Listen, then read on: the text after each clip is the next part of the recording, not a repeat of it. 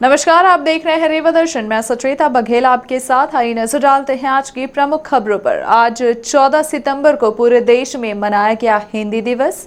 Medical college Rewa स्थापना शाखा में पदस्थ स्टोर कीपर को डीन ने हटाया, की गई फेरबदल।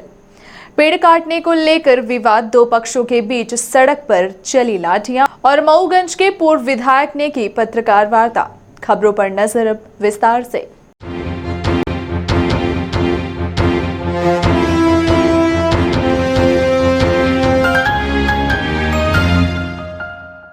हिंदी दिवस प्रत्येक वर्ष 14 सितंबर को मनाया जाता है। सारे देश में इस अवसर पर अनेक आयोजन होते हैं। कई संस्थानों में 15 दिनों तक हिंदी पखवाड़ा या पूरे सितंबर महीने को हिंदी मास के रूप में मनाया जाता है। इन आयोजनों के माध्यम से इस विषय पर विचार विमर्श किया जाता है कि हिंदी का विकास कैसे हो और उसकी बेहतर दिशा कैसे तलाशी जाए। मेडिकल कॉलेज रीवा स्थापना शाखा में पदस्थ स्टोर कीपर को डीन ने हटाया, की गई फेरबदल।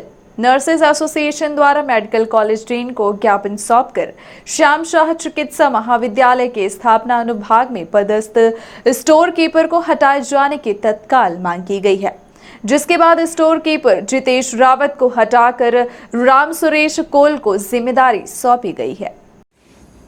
एसोसिएशन के पदाधिकारियों द्वारा महाविद्यालय की स्थापना शाखा में पदस्थ स्टोर कीपर जितेश रावत को की मनमानी व तानाशाही के संबंध में medical college dean doctor Manoj Indulkar समेत अन्य जिम्मेदार अधिकारियों को ज्ञापन सौंपकर उनके द्वारा की जा रही लापरवाही की ओर ध्यान आकृष्ट कराते हुए तत्काल हटाए जाने की मांग की गई थी। इस संबंध में डीन द्वारा आश्वासन दिया गया था कि तत्काल स्टोर कीपर जितेश रावत को स्थापना शाखा से हटा दिया जाएगा। इसके अलावा नर्स एसोसिएशन द्वारा अपनी अन्य समस्याओं को लेकर मेडिकल कॉलेज डीन से मांग की गई, जिसे देखते हुए मेडिकल कॉलेज डीन द्वारा तत्काल स्थापना शाखा से जितेश रावत को हटाकर राम सुरेश कोल को जिम्मा सौंपा गया है। विरोध प्रदर्शन एवं ज्ञापन सौंपने गए नर्सेज एसोसिएशन का इस संबंध में क्या कहना है, आप खुद सुनिए। डीन सर ने हमें आश्वासन दिया है कि मैं कल 11 बजे ऑर्डर साइन कर दूंगा। अगर 11 बजे साइन नहीं होता, ऑर्डर 12 के अंदर हमें नहीं मिलता है, तो 12:05 में हमारी सारी नर्सेज हॉस्पिटल के बाहर होंगी। इसके सारे जिम्मेदारी प्रशासन की होगी, क्योंकि जब हमारी नहीं सुन रहे तो फिर उनकी क्यों सुनेंगे हम। वो लोग भी मान गए, पहले तो नहीं मान रहे थे लेकिन अब मान गए हैं। उनका भी कहना है कि उनको वहाँ से स्थापना से हटाकर कहीं भी पदस्थ कर दे, लेकिन ऑर्डर कल दे। वो भी जिद पे अड़े हुए हैं कि हमें ऑर्डर कल दे। तो ठीक है, हम लोग भी समझौता कर रहे हैं, लेकिन ऑर्डर अगर 12 के अंदर नहीं हुआ, 12:05 हुए, तो हम लोग सारी नर्सेज स्ट्राइक में चले जाएंगे। तो सारी जिम्मेदारी जो भी डीन अधीक्षक जो भी हो उनकी होगी। मेरा नाम पुष्पलता पटेल। इस बात को लेकर जब हमने medical college dean doctor Manoj Indulkar से बात की तो उन्होंने बताया कि लगातार आ रही समस्याओं को देखते हुए स्थापना शाखा से जितेश रावत को हटाकर राम सुरेश कोल को यहां का जिम्मा सौंपा गया है, ताकि जो कार्य अधूरे हैं उन्हें पूरा किया जा सके। उनका जो समयमान वेतन का जो हमारे यहाँ पर वित्तीय वर्ग कार्य करता है, वो किन कारणों से काफ़ी दिनों से डिले हो रहा था और हम लोग भी कोशिश कर रहे थे कि इनका जो समयमान वेतन है संदर सिंह सवारी का जल्द से जल्द हो जाए। तो एक आक्रोश था उनके मन में। ऐसे डिले का कोई विशेष वजह नहीं थी, अन्य काम बहुत अधिक थे, जैसे कि हमारे यहाँ रिक्रूटमेंट की प्रोसेस चल रही है, तो उसी में इनके मन में आक्रोश था।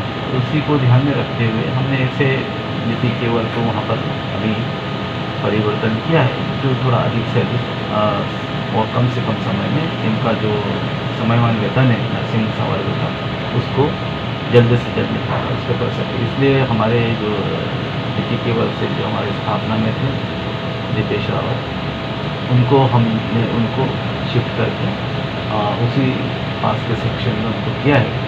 और अब जो है ये कार्य राम सूरज कोल जो हमारे सीनियर नीति वर्ग में आते हैं, वो ये कार्य संपादित करते हैं। पेड़ काटने के विवाद को लेकर दो पक्षों के बीच सड़क पर चली लाठियां, एक दूसरे के साथ हुई मारपीट, जिसका वीडियो सोशल मीडिया में भी वायरल हो रहा है।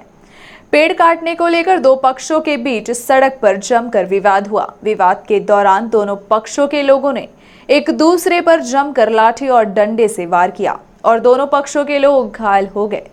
इस दौरान वहीं पास में खड़े किसी व्यक्ति ने पूरी घटना का वीडियो अपने मोबाइल में कैद कर लिया, जो कि अब सोशल मीडिया में बड़ी ही तेजी के साथ वायरल हो रहा है।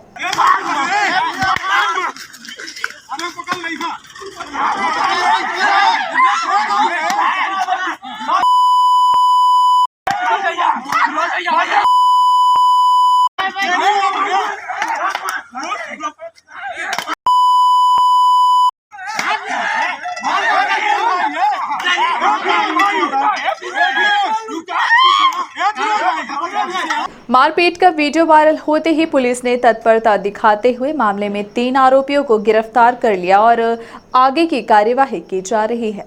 घटना जवा थाना क्षेत्र के सितलाहा गांव की है, जहां पेड़ काटने को लेकर दो पक्षों के बीच खूनी संघर्ष हो गया। घटना रविवार शाम की है, जहां दोनों पक्ष के लोगों ने बीच सड़क पर ही एक दूसरे पर जमकर लाठी और डंडे से वार किया। इधर मारपीट का वीडियो अब सोशल मीडिया में बड़ी ही तेजी के साथ वायरल हो रहा है। वीडियो में साफ तौर से देखा जा रहा है कि किस तरह से बर्बरतापूर्वक दोनों ही पक्ष के लोग एक दूसरे पर ताबड़तोड़ लाठी और डंडे से मारपीट कर रहे हैं। मारपीट की इस घटना में कई लोग गंभीर रूप से घायल भी हो गए हैं। मारपीट का वीडियो वायरल होने के बाद पुलिस ने तत्परता दिखाते हुए हत्या के प्रयास का मामला दर्ज करते हुए 3 आरोपियों को गिरफ्तार किया है। बताया जा रहा है कि जवा थाना क्षेत्र के सितलाहा गांव के निवासी विवेक कुमार दुबे अपने घर से पेड़ की सूखी टहनी काटकर अपने घर की ओर जा रहे थे। इसी बीच गांव के ही अफरोज शाहिल और फिरोज खान ने लकड़ी ले जाने से मना कर दिया। इसी बात को लेकर दोनों के बीच कहासुनी हो गई, जिस पर दोनों पक्ष से कई लोग एकत्रित हो गए और बीच सड़क पर ही लाठी डंडे की बरसात कर दी। मामले पर हत्या के प्रयास का मामला दर्ज करते हुए पुलिस ने 3 आरोपियों को गिरफ्तार कर लिया है और आगे की कार्यवाही की जा रही है। परसों शाम को 12 तारीख को दो पक्षों में पेड़ काटने को लेकर मामूली विवाद हुआ, जिसमें उसके पश्चात उनके बीच आपस में मारपीट हुई। तत्काल थाने में दोनों पक्षों का मेडिकल करा के FIR रजिस्टर की गई। कल उसी घटना से संबंधित एक वीडियो जब प्राप्त हुआ और जानकारी मिली कि इसमें इस प्रकार का कृत्य किया गया है, घटना की गंभीरता को देखते हुए SDPO के नेतृत्व में 3 थानों की टीम बनाई गई और मात्र 1 घंटे के अंदर ही 3 मुख्य आरोपी जो उसमें दिखाई दे रहे हैं उनको अरेस्ट किया गया। अभी जो घटना है उसकी विवेचना जारी है। SDPO और उनके आसपास के थानों की टीम मौके पर ही कैंप किए हुए है और इन्वेस्टिगेशन में आगे जैसा आएगा उसके अनुसार कार्रवाई की जाएगी। मैं इसमें एक बात और जोड़ना चाहता हूं कि रात को भी सोशल मीडिया पर, फेसबुक पर कुछ लोगों ने वीडियो लगाया था, परंतु जैसे उन्होंने देखा कि पुलिस द्वारा जो कार्रवाई की गई है तत्परता से की गई है, तत्काल की गई है, उन लोगों ने धन्यवाद भी दिया। तो मैं आपके चैनल के माध्यम से ऐसे लोगों को धन्यवाद देना चाहूँगा कि इस प्रकार कोई कृत्य होता है तो समाज में उसको हम लोग उसको बंटवारे के रूप में उपयोग न करके आगे बढ़ के सौहार्द बढ़ाने में सहयोग करें। मऊगंज के पूर्व विधायक ने की पत्रकार वार्ता। मऊगंज को जिला बनाए जाने समेत बाणसागर नहर, बिजली की समस्या, आवारा पशुओं, किसानों की समस्या समेत बेरोजगारी की मार झेल रहे युवाओं की पीड़ा को लेकर मऊगंज में धरना प्रदर्शन किए जाने का आह्वान किया गया है। साथ ही पूर्व विधायक व कांग्रेस नेता सुखेंद्र सिंह बन्ना ने कहा कि पूर्व में भी शिवराज सरकार से मऊगंज को जिला बनाने की मांग की गई थी और मुख्यमंत्री की 2018 की जन दर्शन यात्रा तक को रोकने का प्रयास किया गया। इस दौरान मुख्यमंत्री ने अपनी यात्रा रोक दी, लेकिन मऊगंज को जिला नहीं बनाया, जबकि पूर्व में मैहर को जिला बनाने की घोषणा की गई थी। अभी हाल ही में जानकारी प्राप्त हुई है कि देवास में बागली को जिला बनाने की घोषणा की गई है, लेकिन इस बार भी मऊगंज को जिला बनाने की पहल नहीं की गई। इस बात के विरोध में आगामी 20 सितंबर को मऊगंज जनपद प्रांगण में जन आक्रोश आंदोलन किया जाएगा। आप खुद सुनिए पत्रकार वार्ता के माध्यम से कांग्रेस नेता व पूर्व विधायक सुखेंद्र सिंह बन्ना का क्या कहना है। जैसा कि आप सब जानते हैं, दिनांक 20 तारीख में मऊगंज में मऊगंज को जिला बनाने को लेकर के और साथ ही चाहे बाणसागर पानी की बात हो, चाहे बिजली घोषित कटौती की बात हो, चाहे आवारा पशुओं की बात हो, चाहे किसानों की बात हो, चाहे युवा बेरोजगारों की बात हो, अन्य जनहित मुद्दों को लेकर के और ख़ासकर मऊगंज जिला बनाओ की बात को लेकर के एक आंदोलन है। और इस आंदोलन की ज़रूरत क्यों पड़ी, जैसा कि आप सब जानते हैं, जब मैं 2013 में विधायक था तो इस बात को लेकर के शिवराज सिंह चौहान से सदन से लेकर के सड़क तक हमने अपनी बात रखी कि जिला मऊगंज क्यों नहीं बन रहा है, उसको बनाया जाए। यहाँ तक कि 2018 में जब मुख्यमंत्री शिवराज सिंह की जनदर्शन यात्रा बनी, तब हमने इस बात को पूरे ताकत से रीवा कलेक्टर से आकर के और वैसे भी रखा कि अगर मुख्यमंत्री शिवराज सिंह चौहान की मऊगंज में जनदर्शन यात्रा होगी तो मैं उनसे ज़िला बनाने की बात करूंगा, और अगर वो ज़िला नहीं बनाएंगे तो मैं उनको जनदर्शन यात्रा नहीं करने दूंगा।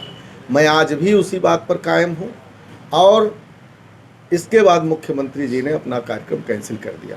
बड़े दुर्भाग्य के साथ कहना पड़ रहा है कि लगभग 3 साल बीत गए। बीच में 15 महीने की कमलनाथ जी की भी सरकार बनी, उसमें मऊगंज का तो नाम नहीं आया था, लेकिन मैहर का नाम आया। और मैं समझता हूँ कि जितने ज़िले उनके भी सरकार में बने उसको भी निरस्त कर दिया गया। साथ ही मऊगंज का नाम नहीं आया था। लेकिन अभी हाल ही में मुझे जानकारी लगी पत्राचार के माध्यम से कि देवास में बागली को जिला बनाने का नोटिफिकेशन जारी हुआ। तब मुझे ये लगा कि ये सही समय है। आखिर जब मऊगंज प्राथमिकता रखता है और जो ज़िले पहले से माननीय मुख्यमंत्री कमलनाथ जी ने बनाए थे उसको निरस्त किया, और बागली का नाम आ रहा है ज़िला बनाया जाएगा, लेकिन मऊगंज का उसका नाम नहीं था। इन सब बातों को लेकर के हमने फिर से एक बड़ा आंदोलन मऊगंज में रखा है। और इस बात को पुरजोर तरीके से रखूँगा को मऊगंज को ज़िला बनाया जाए, और सरकार से अपनी बात मनवाने के लिए हम लोग भरसक प्रयास करेंगे।